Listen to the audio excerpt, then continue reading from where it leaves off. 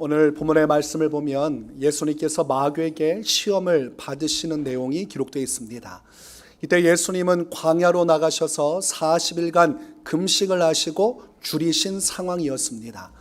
40일 동안 먹을 것을 제대로 먹지 못한 채 굶주림 가운데 육신의 힘이 하나도 없는 그런 상태였습니다. 사람이 육신의 힘을 잃게 되면 먹을 것을 제대로 먹지 못함으로 육신만 약해지는 것이 아니라 마음의 의지마저도 흔들리기 마련입니다.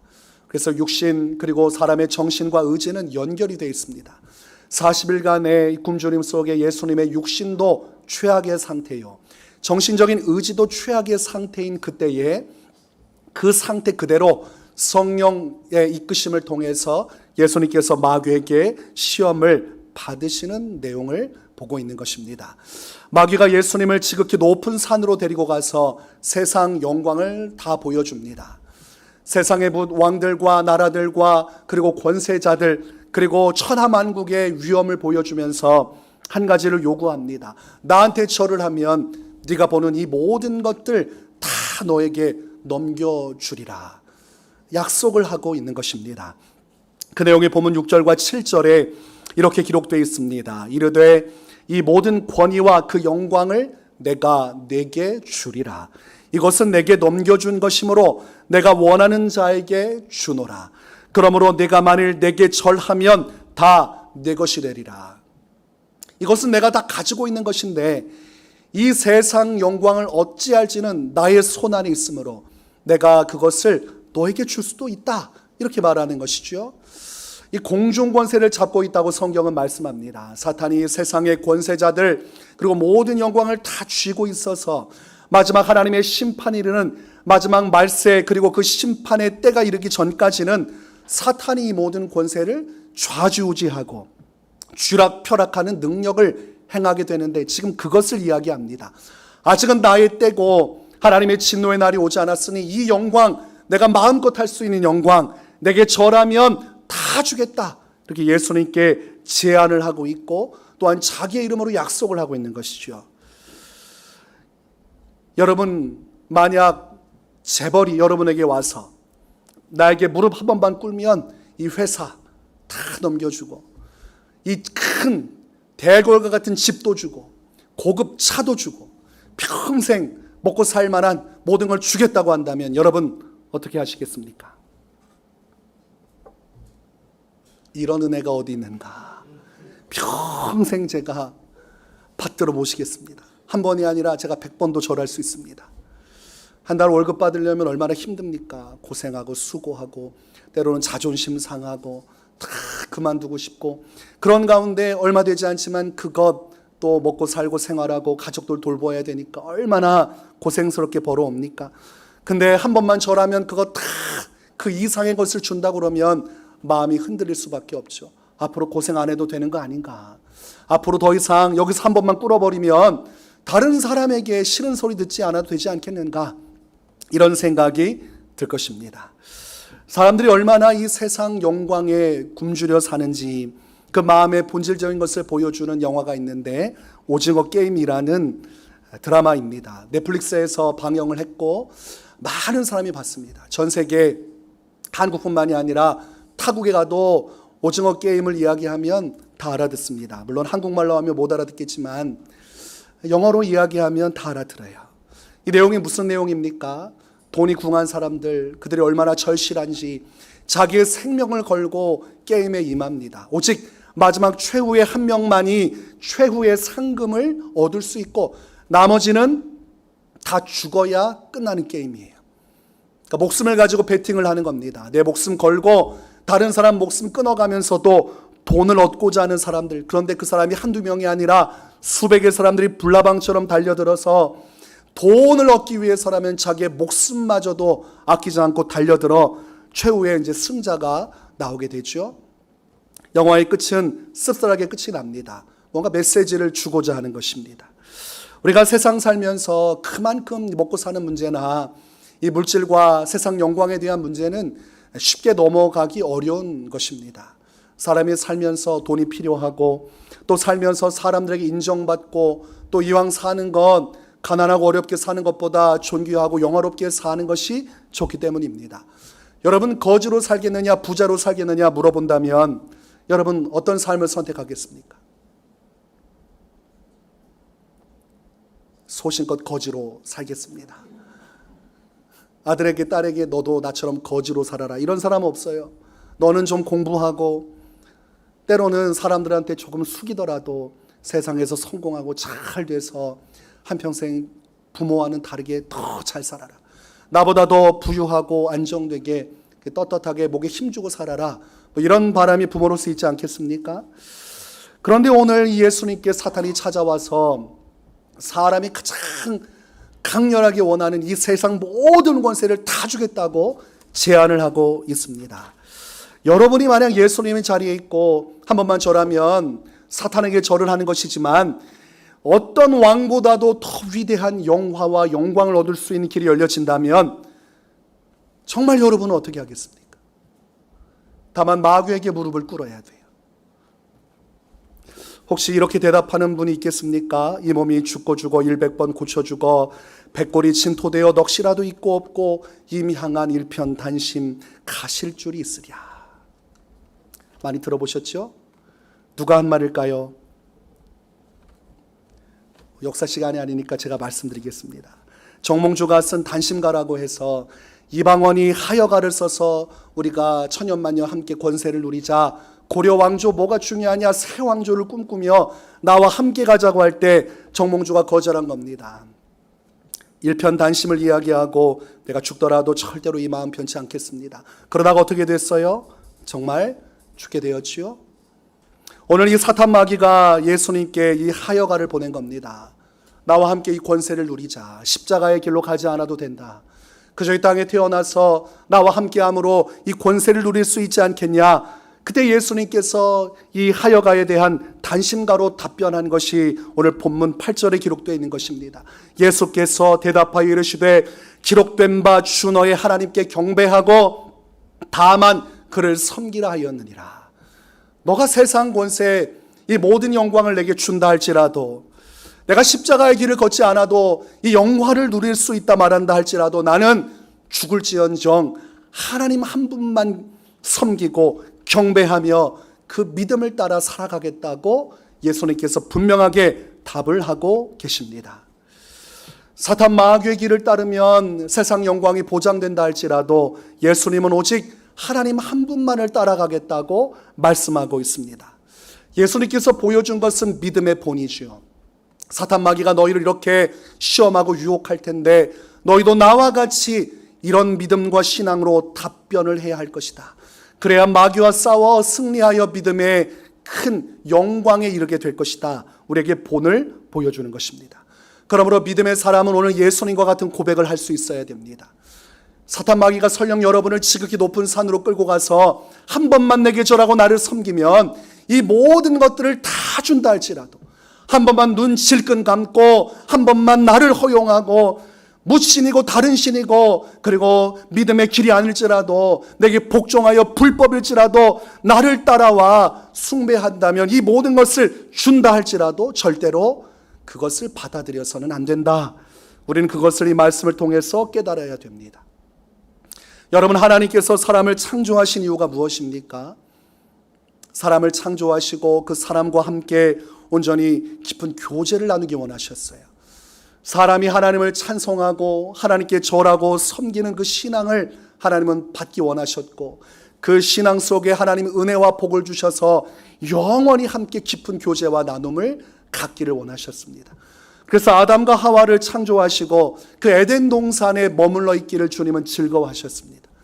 그 에덴 동산 육신 안에 머무는 아담과 하와가 그곳에 찾아오셔서 하나님은 아담과 하와의 찬송 소리를 듣기 원하셨고, 하나님을 향한 감사 그리고 하나님을 향한 마음의 중심의 대화를 들으시고 함께 교제하며 영광을 누리기를 기뻐하셨습니다.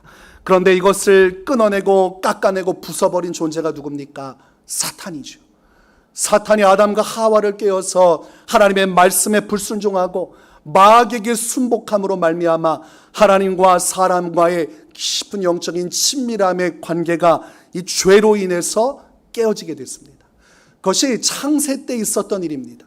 하나님의 창조의 원리와 섭리 속에서 함께하고자 했지만 사탄이 중간에 끼어들어서 막아선 것입니다. 그러므로 이 땅에서 가장 지혜 있다고 한 사람은 내가 왜 태어났고 내가 무엇을 위해 살아가는지를 아는 사람이죠. 하나님의 창조 섭리를 믿고 나를 깊은 교제 가운데 부르시는 하나님을 깨달아 그분을 예배하고 섬기며 그분께만 절하는 사람이야말로 이 세상의 진리를 깨우친 자, 하나님의 본질을 깨우친 자이므로 성경은 그를 지혜자라고 말씀합니다. 잠언 9장 10절에 여호와를 경외하는 것이 지혜의 근본이요 거룩하신 자를 아는 것이 명철이니라.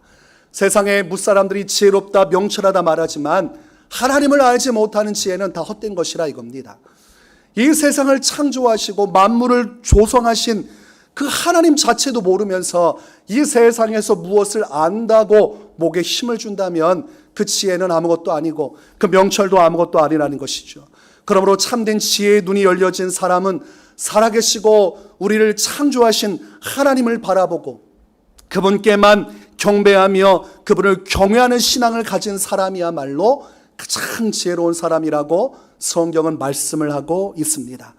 그러므로 여러분이 오늘날 예수 그리스도 안에서 하나님을 바라보고 창조주 하나님을 섬기며 하나님을 믿으며 살아간다면 여러분은 세상에서 가장 지혜로운 사람입니다. 세상 학문에서 많이 멀어져 있어도 수학, 과학 또는 때로는 철학이나 국어, 기타 영어나 모든 과목에 있어서 내가 사람들에게 탁월한 능력을 보여주지 못한다 할지라도 그 하나님을 아는 지식, 그 하나님을 경외하는 믿음만으로 성경은 가장 지혜롭다 이렇게 말씀하시는 것이죠. 영적인 지혜가 열려졌고 세상의 본질과 진리를 알게 된 사람. 그래서 성경에서 예수님은 이 베드로를 향해서 바요나 시모나 내가 복이 있도다. 이를 알게 하신 이는 하늘에 계신 내 하나님이로다. 예수 그리스도를 발견하고 예수 그리스도 안에서 영원히 이루시는 하나님의 창조의 섭리와 구원의 섭리를 알고 있는 자, 그 사람이 지혜로운 사람이요 복된 사람이라고 성경은 말씀합니다. 그러므로 여러분과 저는 어떤 사람입니까? 지혜로운 사람이고 복된 사람입니다. 그것만으로도 우리가 오늘 얼마나 큰 위로받습니까? 때로는 넘어지고 때로는 부족해서 마음 아프고 세상 속에 아파하고 괴로워하지만 내가 원하는 바를 다 이룰 수 없는 삶일지라도 그 연약함 속에서도 우리에게 큰 만족을 주는 것입니다. 하나님의 창조 섭리 속에 하나님과 사람의 관계는 끊을래야 끊을 수 없는 그런 밀접한 관계로 시작됐는데 이 죄 문제가 들어왔어요. 사단이 하나님이 아닌 자신을 숭배하기 위해서 끼어들어왔습니다. 그래서 하나님은 구약시대에는 짐승의 피를 통하여 그 피의 속죄를 통해서 사람이 믿음을 통해 하나님과 교제하고 하나님을 경외하는 신앙의 시대를 열어주셨다면 이제 신약시대에는 본질적인 본체 하나님이신 성자 예수님께서 사람의 모습으로 오셔서 십자가에서 속죄의 피를 흘리사 이제 짐승의 피를 통한 속죄가 아니라 하나님의 아들이신 예수 그리스도의 그 십자가의 대속의 피를 통해서 모두가 다 죄 사함 받고 하나님과 교제할 수 있고 화평을 이룰 수 있는 길을 열어주신 것입니다. 그러므로 과거나 오늘이나 피의 속죄가 없이는 하나님과 화평할 수 없고 이제 우리는 예수님의 십자가 속죄를 통해서 영원한 단번에 이룬 이 한 번의 제사를 통해 하나님께로 나아갈 수 있는 은혜를 입게 되었습니다. 그래서 오늘날 어떤 민족이든지 어떤 피부색을 가졌든지 어떤 환경과 어떤 문명에 살아났든지 상관없이 예수님을 믿는 믿음으로 속죄의 은혜를 입으면 죄 사함 받아서 하나님께로 나아가 다시금 화평할 수 있는 길. 창조의 때에 아담과 하와를 통해서 에덴 동산에서 이루고자 하셨던 그 온전한 친밀함의 교제. 아담과 하와는 하나님을 섬기고 하나님께만 절하며 하나님은 그들에게 하나님의 살아계심과 역사하심과 은혜와 구원을 베푸는 시대가 예수 그리스도 안에서 다시금 도래한 것입니다. 그래서 창조의 섭리의 회복은 오직 예수님의 십자가 보혈의 은혜 속에서만 이루어지고 그 십자가 속에서 우리는 무한한 용서와 사랑을 누리며 하나님만을 섬길 수 있는 기회를 얻게 되는 것입니다. 아담과 하와가 지은 원죄, 그들이 지은 죄가 끊임없이 인류의 피를 통하여 내려오고 있고, 사람이 그 죄성 속에서 자라나며 죽을 때까지 짓는 죄, 자범죄까지도 우리는 예수님의 십자가 피 앞에 회개하고 용서를 구함으로 다 씻음 받을 수 있습니다. 믿음을 통하여 의롭다 하심을 얻고 회개를 통하여 하나님의 용서를 받으니 이 속죄의 피가 얼마나 귀하고, 예수님의 십자가 피를 의지하는 이 믿음이 우리에게 얼마나 절대적입니까? 여러분, 사람이 예수님의 피를 통하지 않고는 하나님께로 나갈 수가 없습니다. 보혈을 지나라는 곡이 있죠. 이것을 작곡한 김도훈 형제가 간증한 내용이 있습니다. 이 찬양을 어떻게 지었는가? 하나님이 환상 중에 보여주셨는데 많은 사람들이 쭉 앞으로 올라간다는 거예요. 그런데 하나님께로 향하는데 어떻게 해서 올라가냐? 하늘에서 폭포처럼 쏟아지는 이 십자가의 피를, 대속의 피를 건넌 자들이 하나님께로 나아가는 그 장면을 본 것입니다. 사람은 죄인이고 아담과 하와의 죄와 나의 죄 때문에 하나님께 설 수 없지만 십자가 대속의 폭포수가 쏟아내지는 그곳을 우리가 믿음으로 지나갈 때 그 피가 우리를 거룩하게 하심으로 하나님의 은혜에 이르고 하나님과 깊은 화목의 때를 얻게 되는 것이죠. 여러분은 오늘날 기도에서 응답받는 이유, 바로 십자가 속죄의 은혜 때문입니다. 그것을 믿는 마음으로 받아들였기 때문에 하나님께서 우리를 받아주신 것입니다. 골로새서 2장 20절에 그의 십자가의 피로 화평을 이루사 만물 곧 땅에 있는 것들이나 하늘에 있는 것들이 그로 말미암아 자기와 화목하게 되기를 기뻐하심이라. 이 십자가를 통해서 죄인된 사람이 하나님과 화평을 이루게 되었고 하나님 안에서 화목하게 되었으니 하나님께서 이것을 기뻐하셨다고 말씀합니다.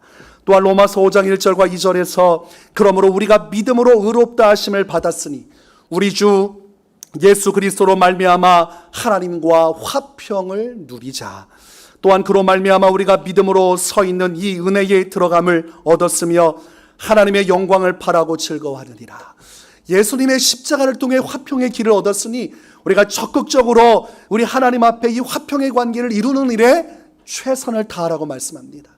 하나님을 즐거워하고 하나님의 은혜 받음을 즐거워하고 예수님을 통해 하나님과 더없이 화평한 길을 이루는 삶, 하나님께로 더 가까이 나아가 주님의 은밀한 지성소 하나님의 임재와 하나님의 영광을 바라보며 그분의 살아계심과 역사하심을 누리는 인생을 살다가 영원한 천국에 이르러야 한다고 말씀하는 것입니다.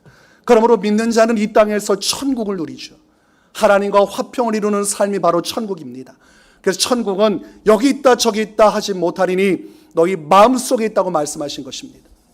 내가 예수님을 믿고 예수님을 받아들임으로 말미암아 하나님과 화평을 이루고 그럴 때에 성령 안에서 주의 평강과 은혜가 나의 심령을 붙들어 주시니 십자가 속죄의 은혜 또한 성령의 위로하심의 은혜가 우리 안에 천국의 영광을 이루게 하사 이 땅에서 예수 안에서 천광 누리며 하나님의 기쁨 속에 살다가 어디로 갑니까? 저 예비된 하나님의 나라, 우리의 본향으로 가게 되는 것입니다. 그러므로 속죄의 은혜를 온전히 누린 사람은 화평을 누립니다. 내가 지금 내 마음속에 신앙생활하면서 화평이 없다면 아직 속죄의 은혜를 온전히 누리지 못하고 있는 것이죠. 여전히 회개하지 않고 세상 속에서 죄악의 길로 사탄 마귀를 경배하는 길로 자꾸 가니까 마음속에 천국이 임하는 것이 아니라 지옥과 같은 삶의 고통이 임하는 것입니다. 이 세상은 두 가지 부류로 나뉘어집니다. 사탄의 길을 좇는 자들과 하나님의 길을 좇는 자들, 즉 하나님 편의 선자들과 사탄의 편의 선자들, 다 두 부류로만 나뉘어집니다. 마음속에 원하기는 중간 회색지대도 있을 수 있지 않습니까? 어떻게 사람을 흑백으로 나눕니까? 라고 말하지만 성경은 극단적으로 두 부류로 나눕니다. 다른 부류는 없습니다. 이 땅에서 어느 한편에 속해 살다가 나중에 주님 앞에 설 때도 어느 한편에 속할 수밖에 없이 양과 염소로 극단적으로 나뉘어져서 한편은 천국이요 한편은 지옥으로 가게 될 것이라 말씀합니다. 그러므로 이 땅에서 우리가 어떻게 살아가고 있는지가 결국 죽음 다음에 우리가 어디에 서게 될지를 결정하는 것이죠. 우리가 하나님을 섬기고 믿는 예수 그리스도 안에서 이 복음 안에서 하나님과 화평을 이루는 이 은혜를 입기 전에는 우리도 사탄 마귀에 속해 있던 자였습니다. 불순종의 영 가운데서 머물러 있고 하나님의 진노 아래 머물러 있다가 이 속죄의 은혜를 통해 자유함을 얻게 된 것입니다.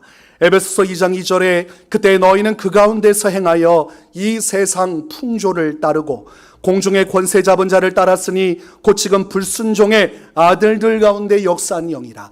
여전히 이 세상을 주관하는 사탄 마귀와 졸개들, 그리고 불순종하게 하고 하나님을 대적하고 불신하고 하나님을 받아들이지 않은 모든 아들들, 모든 백성들 가운데 역사하는 사탄의 영이 존재하고, 너희가 전에 그곳에 머물러 있다가 이제는 하나님의 은혜 안에 들어오게 되었다고 말씀하는 것이죠.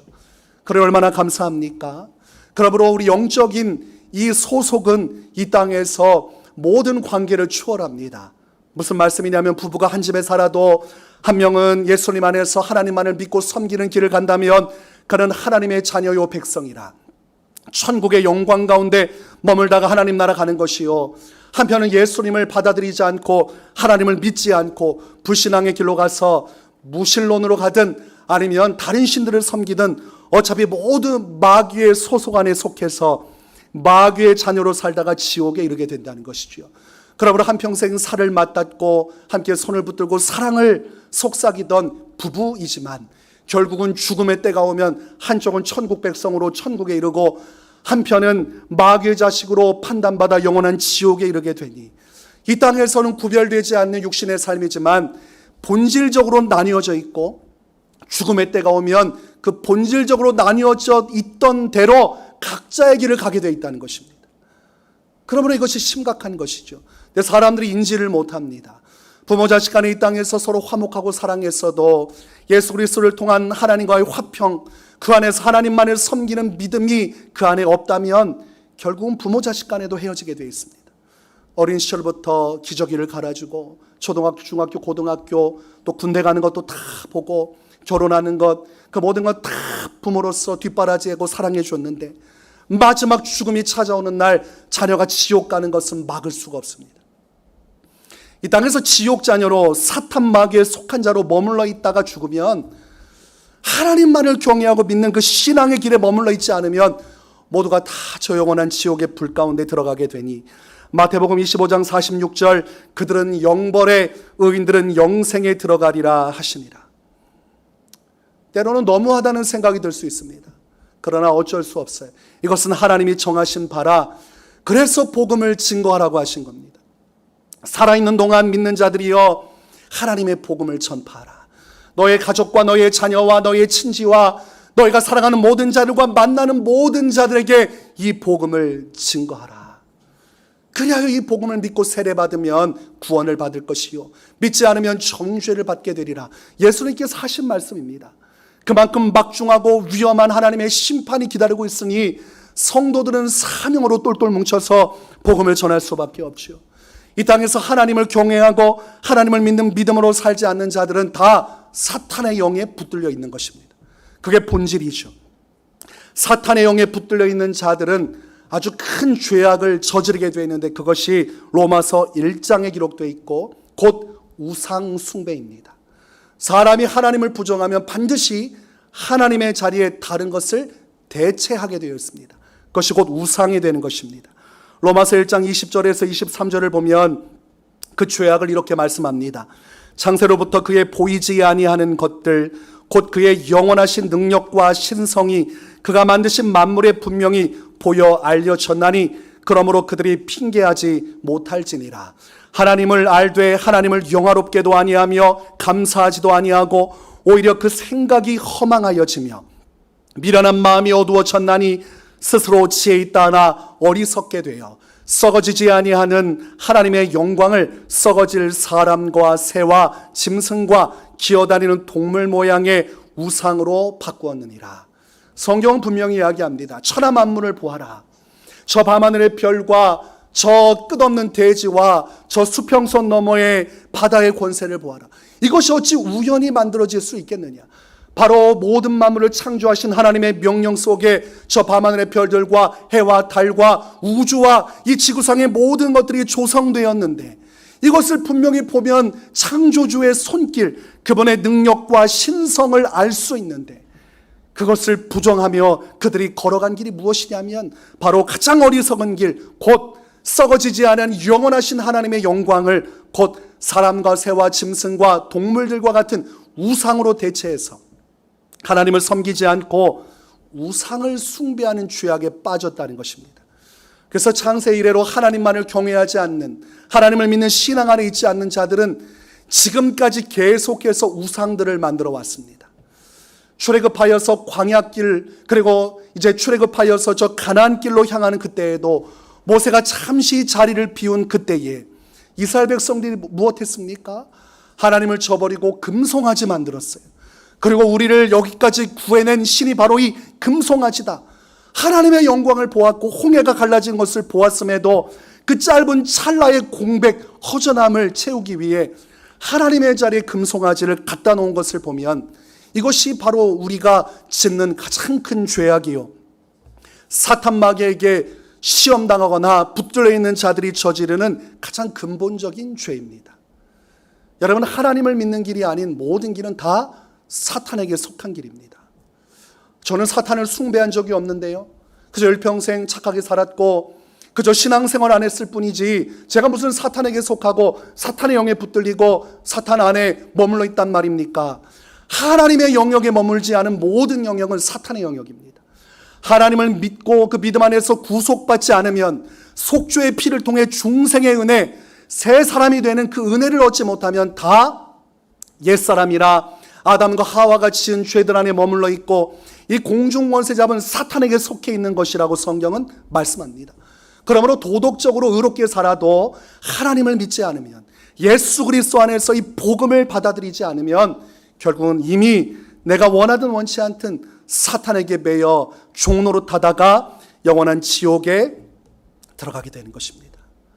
그러므로 이 땅에서 우리가 하나님만을 섬기고 우리 하나님께만 절하는 그 믿음이 얼마나 중요한가. 그 믿음 안에서만 영생을 얻게 되니 얼마나 중요합니까? 하나님께서 가장 싫어하는 죄가 무엇입니까? 우상숭배입니다. 우상숭배. 하나님의 자리에 하나님이 아닌 다른 것을 앉혀두면 다 우상숭배입니다. 이사야 42장 8절에 나는 여호와이니 이름 내 이름이라. 나는 내 영광을 다른 자에게, 내 찬송을 우상에게 주지 아니하리라. 에스겔 20장 7절에 또 그들에게 이르기를 너희는 눈을 끄는 바 가증한 것을 각기 버리고 애굽의 우상들로 말미암아 스스로 더럽히지 말라. 나는 여호와 너희 하나님이니라 하였으나, 우상 숭배는 가증한 것이요 더러운 것이라고 말씀하고 있습니다. 오직 하나님을 섬기는 그 믿음은 찬란하고 거룩하고 아름답지만 하나님이 아닌 다른 것을 대체해서 그것을 믿고 의지하는 순간 사탄 마귀에게 붙들려 있는 그는 곧 하나님 앞에서 가증한 자가 되어 멸망에 처하게 되니 우리는 절대로 하나님 외에 다른 신을 섬겨서는 안 됩니다. 어떤 사람은 무엇을 섬깁니까? 자기 자신을 신으로 섬겨요. 나는 어떤 신도 믿지 않고 나만 믿는다. 나의 존재를 믿고 나의 능력을 믿고 나 하나 마음 붙들고 그렇게 살다가 죽는 것이지, 하나님을 부정하는 자리에 자기를 갖다 놓습니다. 어떤 사람은 타 종교를 갖다 놔요. 하나님 말고 다른 신에게도 구원이 있으며 그 길에도 생명이 있다고 말하지만 그것도 우상 숭배요. 어떤 사람은 해와 달을 섬기지만 그것도 우상 숭배요. 어떤 사람은 무당을 따라서 귀신을 쫓지만 그것도 우상 숭배입니다. 사람들이 얼마나 귀신을 좋아하는지, 어떤 이들은 만물의 귀신이 신들이 가득하다고 그렇게 믿어요. 힌두교에 가면 끝없는 신들이 존재하고 일본에만 가도 신들이 너무 많습니다. 유일하신 하나님 한 분만을 믿는 믿음의 도에 가지 못하고 온갖 잡다한 신을 섬긴다고 하지만, 여러분, 잡다한 신들을 저마다 섬기지만 결국 그건 누구를 섬기는 겁니까? 사탄을 섬기는 것입니다. 내가 점집에 가서 무당 따라서 동자신 섬기고 해도 그거 사탄 섬기는 것입니다. 내가 천사를 섬겨도 사탄 섬기는 것입니다. 내가 어떤 교주를 믿고 따라도 사탄을 섬기는 것입니다. 왜냐하면 그 모든 정점에서 군림하는 자가 사탄이기 때문입니다. 그 흑막은 사탄이, 창세 때부터 하나님을 대적했던 그 사단이 지금 오늘날 수많은 종교를 통해서, 수많은 철학과 가치관을 통해서 사람들에 다가가 다른 얼굴로 접근하고 다른 구원을 이야기하지만 결국은 그 근원을 타고 올라가면 거짓말하고 속이고 하나님을 대적하는 자, 원수 마귀가 있는 것입니다. 그러므로 하나님이 아닌 다른 것을 섬기는 자들은 모두 다 사탄을 섬기고 사탄의 영의 지배 아래 살다가 영원한 멸망에 처하게 되니, 오늘날 이 혼란스러운 시대 속에 우리가 붙잡아야 할 믿음은 무엇인가? 오늘 예수님께서 어떠한 미혹과 유혹이 올지라도 성도가 붙잡아야 될 한 가지, 주 너의 하나님께 경배하고 다만 그를 섬기라. 다만 그를 섬기라. 이 하나님만을 섬기고 그 하나님만을 따르는 이 신앙은 우리 한 사람에게만 국한된 명령이 아닙니다. 이것은 가족적인 명령입니다. 주 예수를 믿으라. 그리하면 너와 내 가족이 구원을 받으리라. 하나님의 관점은 가족 구원에 초점을 맞추고 있습니다. 유월절 어린 양의 피 어떻게 했습니까? 각 사람 몸에다 발랐습니까? 가정이 머무는 집, 그곳에 좌우인방 문설주에다 발라놨어요. 그 안에 있는 부모와 자녀들 모두가 웅크리고 앉아서 예수 그리스도의 십자가 피를 예표하는 어린 양의 피를 발라서 죽음의 천사가 애굽 전역을 뒤지고 다닐 때 오직 그 피를 바른 집안만은 천사가 넘어갔습니다. 하나님의 죽음의 재앙이 각 애굽 장자들을 쳐 죽이고 첫 태생의 짐승들을 다 죽일 때, 여기저기서 통곡하고 애곡이 울려 퍼질 때 하나님의 구원의 유일한 길, 예수님의 피를 예표하는 이 어린 양의 피를 바른 집안에 있던 이 이스라엘 백성들은 생명을 보존할 수 있었습니다. 그때 무슨 역사가 있겠습니까? 아들아, 딸아, 오늘 이 밤에 우리 하나님께서 우리를 지켜주실 것이다. 이 피의 권세가 우리를 자자손손 지켜줄 것이다. 그들은 그 속에서 예수 그리스도의 구원의 피에 장차 일어날 날들을 소망하고 오늘 하나님의 구원의 은혜를 기뻐하며 자자손손 하나님을 경외할 것을 다짐했을 것입니다.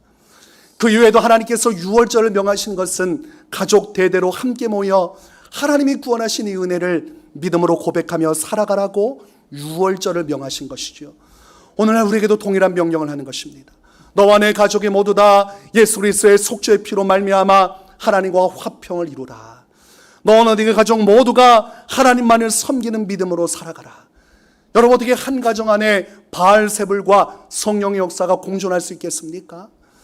오직 예수 그리스도 안에서 한 가족이 한 성령 안에서 온전히 연합하는 것이야말로 우리가 추구해야 할 신앙의 온전한 목적지가 되어야 합니다.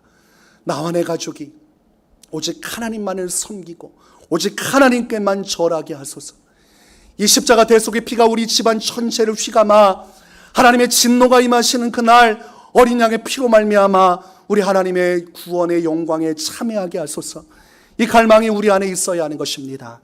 여호수아 24장 15절을 보면 여호수아가 이런 신앙 고백을 합니다.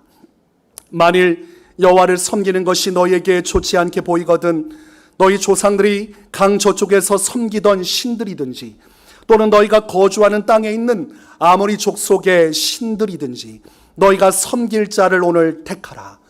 오직 나와 내 집은 여호와를 섬기겠노라. 너희가 원하는 신들을 섬기는 것 내가 억지로 막을 수 없지만 중요한 것은 나와 내 가족은, 나 여호수아와 나의 가족은 지금까지처럼 앞으로도 영원히 오직 하나님 한 분만을 섬기겠다고 고백하고 있습니다. 그리고 이 말씀이 선포되자 백성들이 화답을 하는데 여호수아 24장 16절에서 18절에 이렇게 화답을 합니다. 우리가 결단코 여호와를 버리고 다른 신들을 섬기기를 하지 아니하오리니 이는 우리 하나님 여호와께서 친히 우리와 우리 조상들을 인도하여 애굽 땅종 되었던 집에서 올라오게 하시고 우리 목전에서 그 큰 이적들을 행하시고 우리가 행한 모든 길과 우리가 지나온 모든 백성들 중에서 우리를 보호하셨음이며 여호와께서 또 모든 백성들과 이 땅에 거주하던 아모리 족속을 우리 앞에서 쫓아내셨음이라. 그러므로 우리도 여호와를 섬기리니 그는 우리 하나님이시니이다. 당신과 당신의 집안이 하나님을 섬기는 것처럼 우리와 우리 집안도 이스라엘 자손 대대도 오직 우리 하나님만을 섬기겠습니다. 이 하나님을 믿는 신앙으로 이스라엘이 하나로 똘똘 뭉쳐서 우리 하나님 앞에 서는 믿음의 영광을 보게 되는 것이죠. 이날에 하나님께서 얼마나 기쁘셨을까요? 이때 하나님께서 얼마나 큰 영광을 받으셨겠습니까? 오늘날 우리가 가지고 있어야 할 고백이 이것입니다. 나와 내 집은 오직 하나님만을 섬기겠습니다. 자녀들을 붙잡을 때도 그리고 부부간에 손을 붙잡을 때도 항상 주여, 십자가의 보혈 앞에 머물러 우리가 하나님의 구원의 은혜에 참여하는 믿음의 가족이 되게 하시옵소서. 우리가 하나가 되어서 하나님 한 분 잘 섬기고 이 세상 권세, 마귀 권세에 굴복하고 절하는 우리 집안이 아니라 우리가 오직 하나님 한 분만을 끝까지 믿고 하나님께만 절하고 하나님께만 경배하는 이 온전한 지혜와 이 영광 안에 머물러 있게 하여 주시옵소서. 이 간절한 소망과 믿음을 따라서 여러분의 집, 그리고 여러분의 신앙이 죽을 때까지 다른 우상과 신들이 아닌, 나 자신도 아닌 오직 한 분이신 하나님 예수 그리스도를 통해 속죄하신 그 하나님만을 믿고 섬기고 그분께만 경배할 수 있기를 주님의 이름으로 축원합니다.